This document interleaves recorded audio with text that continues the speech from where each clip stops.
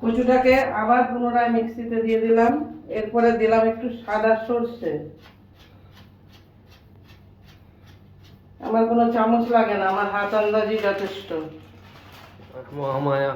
12 বছর থেকে রান্না করছি, নিজের অভিজ্ঞতাতে সব শেখে। এরপর দিলাম একটু কালো সর্ষে। এবার অনেকের কালো সর্ষেতে একটু অ্যালার্জির মতন মুখ চুলকানোর ভাব থাকে, তো প্রতিভা নিয়ে ঘুমাও কি করে? সেই জন্য এতে দেবো এবার একটুখানি কোনো অহংকার নেই। পোস্ত বাটা। পোস্ত দিচ্ছি। পোস্ত দিয়ে গরমকালে ঘুম ভালো হয়, শরীর ঠান্ডা থাকে। বাহ। এরপর এর মধ্যে দেব পরিমাণ মতন, যে যেরকম ঝাল খাবেন, কচুর আন্দাজে যে পরিমাণ হবে লঙ্কা দিতে হবে। এবার এর মধ্যে একবার একটু সরষের তেল দিয়ে দিতে হবে।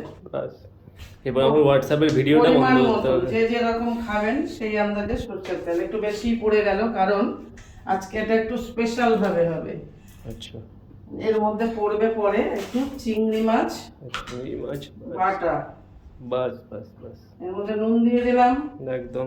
দেখুন আমার চামচ লাগে না, চামচের দরকারই হয় না। রান্নার অভিজ্ঞতা এমন, চামচ লাগে না, কিন্তু বলে দিতে পারবো চামচ ছাড়াও হাতে ক চামচ নুন। একদম সোজা আঙুলে ঘি না উঠলে চামচ ইউজ করতে হয়। হাফ চামচ নুন, হাফ চামচের হাফ, কচুর আন্দাজে যে যেরকম পরিমাণ নেবেন সেই আন্দাজে। বন্ধ করি এবার ভিডিওটা।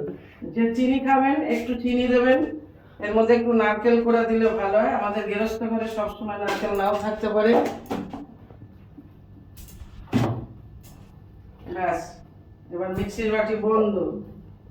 এটা হলো নরমাল কচু বাটি। এবার মিক্সিতে আরেকবার ঘুরিয়ে নিতে হবে। বাস, গাইস, আমি এখন মিক্সি করাতে যাচ্ছি আমার মিক্সি পাশের ঘরে। ঠিক আছে। আমার মা ইংলিশে কথা বলছে এখন।